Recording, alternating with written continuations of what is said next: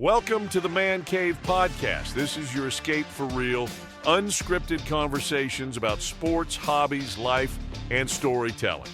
No scripts, no forced takes, just Man Cave talk. Now, here's your host, Dan Kasper.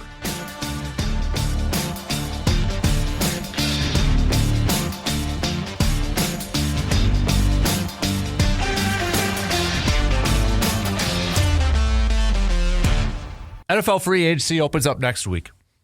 Yesterday was a deadline for franchise tags. So any player who didn't get a franchise tag, didn't get a transition tag, they are scheduled to be free agents now. So either it's ESPN or NFL.com and Greg Rosenthal's, you're probably seeing top 100, top 101 free agents out there. So I don't think Green Bay is going to be a big player for, top tier free agents. I don't think they're going to be a player for a Trey Hendrickson, with Cincinnati not giving him the franchise tag.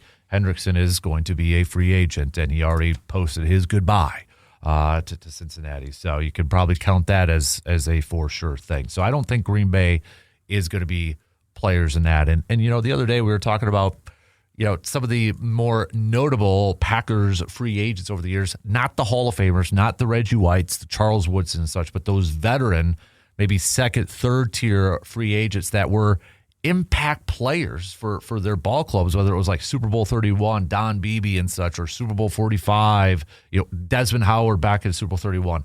I feel like Green Bay needs to hit on some of those type of signings, trying to find whether you want to call it a second or third tier or maybe a veteran free agent that won't break the bank. Maybe you could kind of call it a bargain. I know I threw out the word bargain to describe it. And, not saying that these guys are going to all play for the league minimum and such, but I was looking at the other day, last night, the list of free agents and try to come up with a list of maybe some veterans that I would like to see Goody go out there and maybe kick the tires, maybe try to bring in. And these are going to be guys that maybe are 1 year or 2 year deal type of players. So this is just my list. This is just my opinion. All right. And again, these are just veteran 1, 2 year type of guys. Call it bargains, call it, maybe under the radar, whatever you want, but they're not going to break the bank type of players. So let's start off with a couple of defensive linemen or, front 4, front 7 type of players. First off, Calais Campbell. I think, yes, he's up there in age. Yes, he's going to be 40, but he's still getting the job done. He would be like the perfect 1 year type of deal. Obviously, played with Jonathan Gannon last year with the Arizona Cardinals. Green Bay needs some dudes in the middle to stop the run, to provide some interior pressure. And even though Calais Campbell is 40 years old, going to be 40 years old, the guy is still playing at a very high level. And if you could bring him in on a 1 year type of deal, part of that rotation, I'd be all about that. Why not? And a couple other guys that I would say that are actually have experience with Jonathan Gannon, kind of maybe kicking the tires and going back to those guys. I'm going to go, so he's not officially released yet, but all reports say that he is going to be released. Okay, all reports say that he is going to be released. I'm going to go Javon Hargrave from Minnesota. Now, he had spent some time in Philadelphia where Jonathan Gannon was defensive coordinator for a couple of years. So maybe not. Why not maybe kick the tires on him? He's right now 33 years old, just turned 33. When you look at, kind of his career and such, he started his career obviously with the Steelers and such, but 3 years in Pittsburgh. In 2021, he had 7.5 sacks. 2022, 11 sacks. Went over to San Francisco in 2023, had 7 sacks, and since then, not eye-popping numbers. Last year for Minnesota, he played in 16 games, 3.5 sacks and such. But maybe this is a guy, again, a 1-2 year type of deal. Pair him back up with his former defensive coordinator where he had his best years. Add him as a little bit of a rotational piece. So, and another player that you pair up with Jonathan Gannon where you can make the case, had his best years as a pro. Hassan Reddick. If the Packers move on from Rashawn Gary, you bring in maybe a Hassan Reddick to pair up with a Micah Parsons, with a Lucas Van Ness, edge rusher, blitzing linebacker. I mean, you look at his 2 years with Philadelphia. 2022, 16 sacks. 2023, 11 sacks. Yeah, he hasn't had that type of production since then. It's been almost non-existent. But maybe again, a 1-2 year type of deal, a veteran edge rusher going after the quarterback, part of the rotational, pairing up with Jonathan Gannon. Why not? Why not?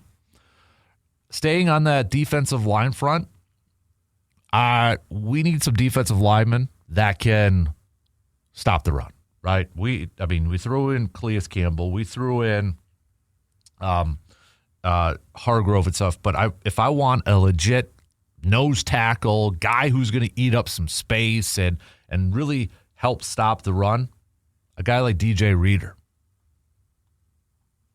Just recently played with the Detroit Lions, 17 games. Again, he's not going to be a big sack guy because he is in there to help stop the run.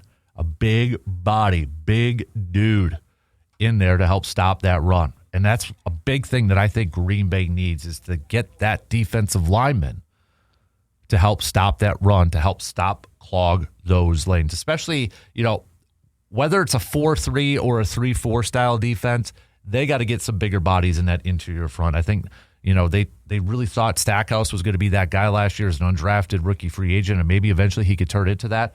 But they missed a guy like a TJ Slayton last year to help stop that run. So why not bring in a veteran like a DJ Reader? Now, this one would be intriguing. I liked this guy coming out of college when we were doing some draft stuff a few years ago out of Houston. Logan Hall. He's 6'6". He's 283, 285. He's played outside. He's played inside, defensive end, defensive tackle. He is kind of lined up all over the place on that line of scrimmage with Tampa Bay for the last few years. He has been incredibly healthy. You're talking about 17 games, 16 games, 16 games, 17 games. 2024, he had 5.5 sacks and such, but as a rotational piece on that defensive line and a little bit of versatility, maybe he comes in as, again, a 1-2 year type of deal. I don't think he's going to break the bank. I liked him a lot coming out of college because of that versatility, because of the size he has. I wouldn't mind him as a depth piece on there. So a lot of defensive linemen, a lot of front seven players on this list.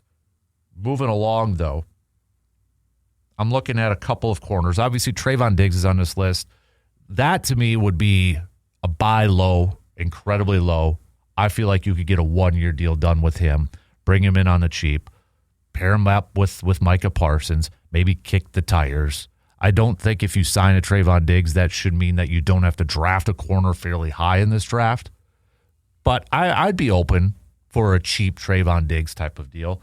But the other corner I'll throw on there, and this one obviously might be the one that you commit maybe a 2 or 3 year deal, and it's such because he's a little bit younger, but a Greg Newsome.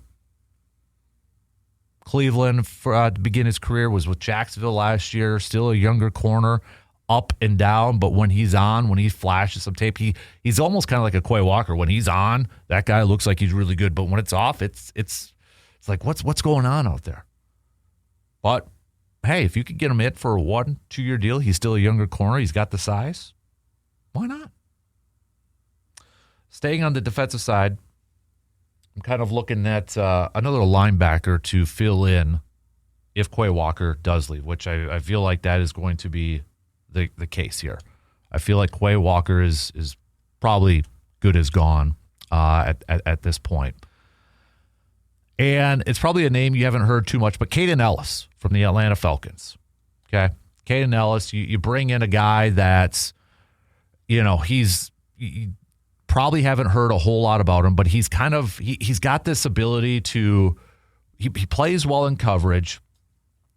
He's very adequate at stopping the run, edge rusher type of thing. He's got that versatility, and with the Jonathan Gannon style of defense, I think for a lot of these players, again, we don't know if it's going to be we don't know if it's going to be a 3-4, a 4-3, or 3 safeties and such. I just want versatility.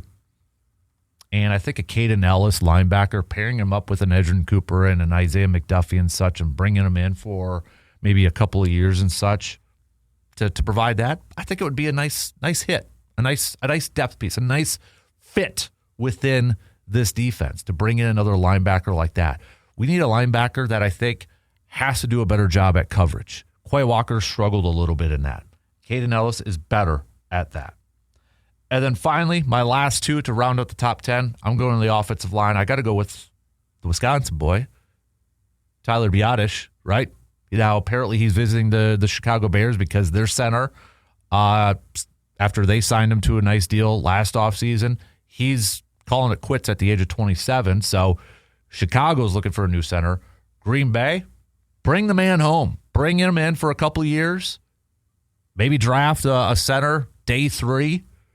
But I wouldn't mind having a veteran center to kind of, settle down that offensive line here for Green Bay.